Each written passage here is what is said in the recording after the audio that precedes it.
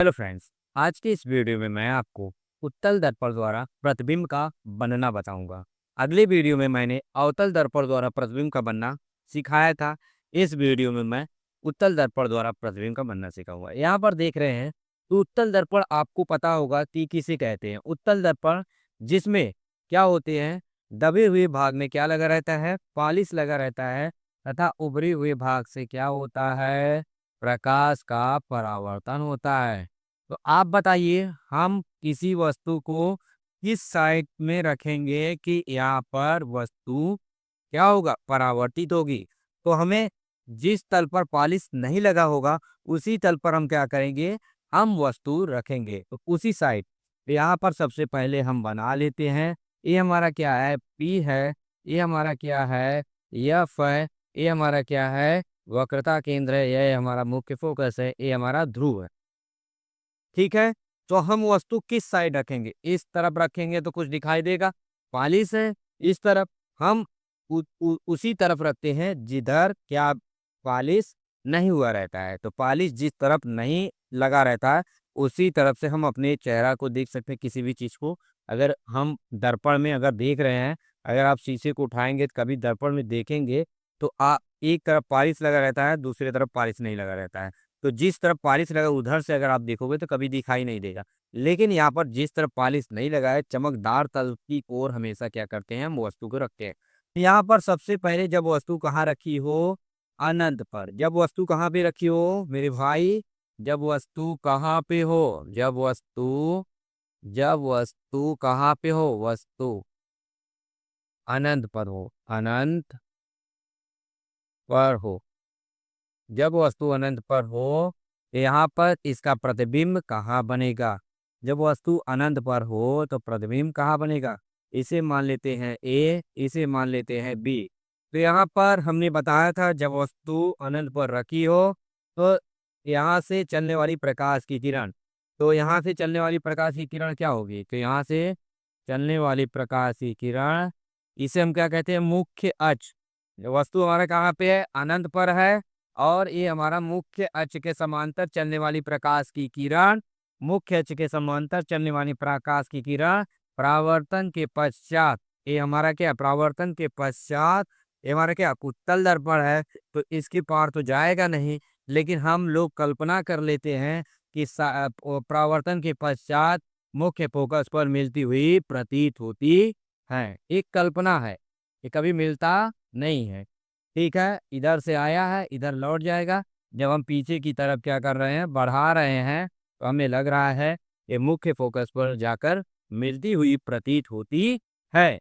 तो अब यहाँ पर जब ये किरण यहाँ से निकलेगी मुख्य अक्ष के समांतर, तो परावर्तन के पश्चात कहाँ से होकर जाएगी, यहाँ से प्रतीत होती हुई मुख्य, यहाँ जब चलोगे तो मुख्य फोकस पर मिलती हुई क्या होती है, प्रतीत होती है। यहाँ पर सीधा और बना दो भाई,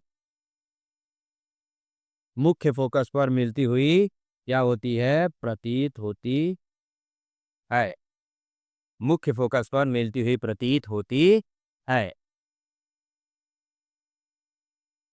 यहाँ पर आपने देख लिया, जब वस्तु अनंत पर स्थित हो, अवतल दर्पण उत्तल दर्पण में है ऐसा, जब वस्तु अनंत पर स्थित हो तो मुख्य अक्ष के समांतर चलने वाली प्रकाश की किरण परावर्तन के पश्चात, ये दोनों किरणें कहाँ पे चल रही हैं, मुख्य अक्ष के समांतर चल रही हैं, मुख्य अक्ष के समांतर चल रही हैं।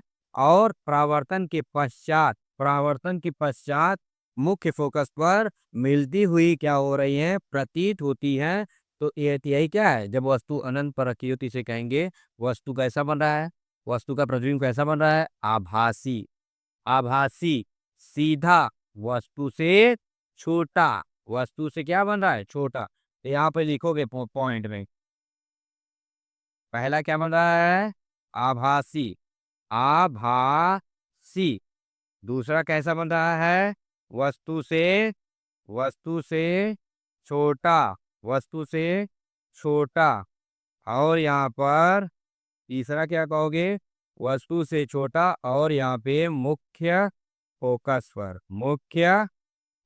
पर बनता है, मुख्य फोकस पर बनता है, बनता। अब वस्तु आभासी है तो सीधा होगा ही भाई, सीधा। ठीक है, आभासी सीधा वस्तु से छोटा और मुख्य फोकस पर बनता है।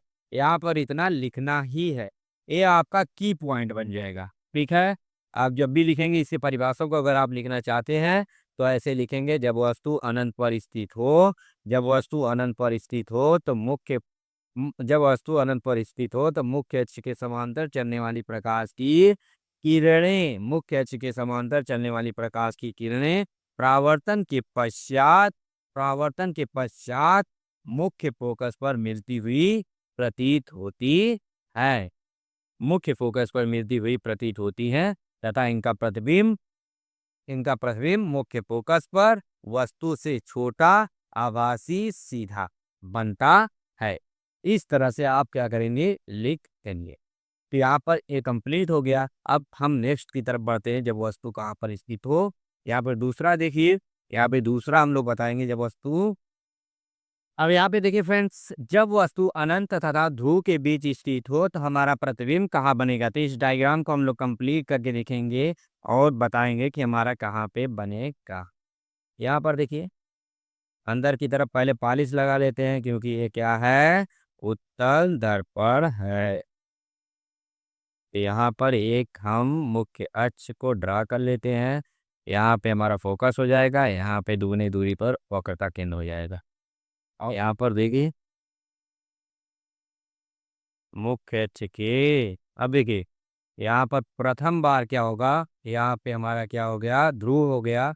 अब यहाँ पर देखिए, जब वस्तु अनंत तथा ध्रुव के बीच स्थित हो, अनंत यहाँ देखिए ध्रुव है और ये देखिए क्या है, अनंत है। अनंत और ध्रुव के बीच जब वस्तु क्या है, स्थित है, तो उसका प्रतिबिंब कहाँ बनेगा, जब वस्तु अनंत तथा ध्रुव के बीच स्थित है। ठीक है, तो यहाँ पर सबसे पहला किरण हमारा मुख्य अक्ष के समांतर चलती है, परावर्तन के पश्चात क्या हो रही है, मुख्य फोकस पर आती हुई प्रतीत होती है, मुख्य फोकस पर आती हुई प्रतीत होती है। उसके बाद क्या हो रहा है, यहाँ पर एक प्रकाश की किरण वक्रता केंद्र के पास जाती है।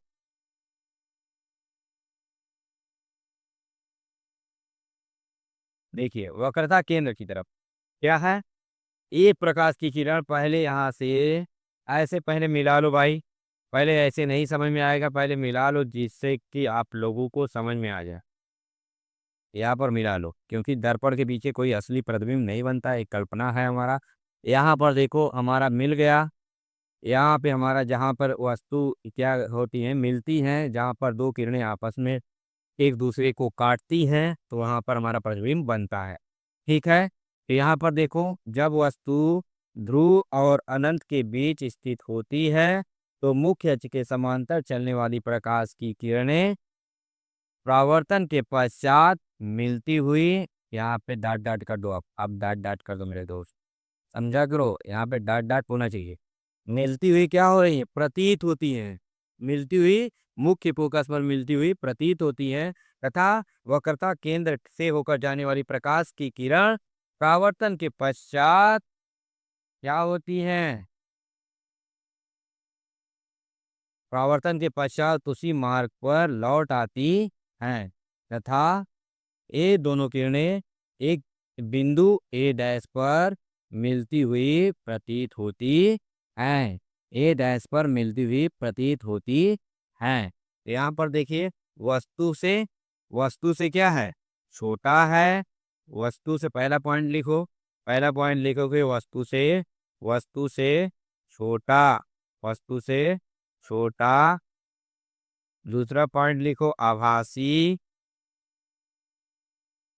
आभासी और सीधा, आभासी और सीधा।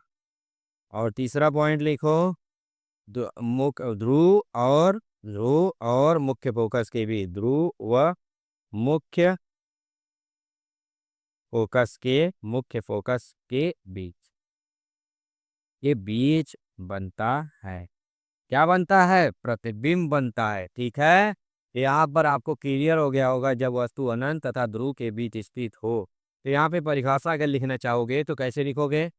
तो यहाँ पर जब वस्तु ध्रुव और अनंत के बीच रखी हो तो मुख्य अक्ष के समांतर चलने वाली प्रथम प्रकाश की किरण परावर्तन के पश्चात मुख्य फोकस पर मिलती हुई प्रतीत होती है। जब द्वितीय प्रकाश की किरण वक्रता केंद्र से वक्रता केंद्र से वक्रता केंद्र से होकर गुजरती है तो परावर्तन के पश्चात उसी मार्ग में वापस लौटती हुई प्रतीत होती है। तो तथा ए दोनों किरणें बिंदु ए डैश पर मिलती है और इनका प्रतिबिंब मुख्य फोकस और ध्रुव के बीच या ध्रुव और मुख्य फोकस के बीच बनता है। वस्तु से छोटा, आभासी, सीधा और ध्रुव और मुख्य, ये तो पहले बता दिया। यहाँ पर इतना कंप्लीट लिखोगे। इस तरह से एग्जाम में क्या करोगे, लिखोगे। अगर ये वीडियो अच्छा लगा हो तो प्लीज़ लाइक करिएगा, चैनल को सब्सक्राइब करिएगा, बेल आइकन को प्रेस करिएगा। Thank you for watching.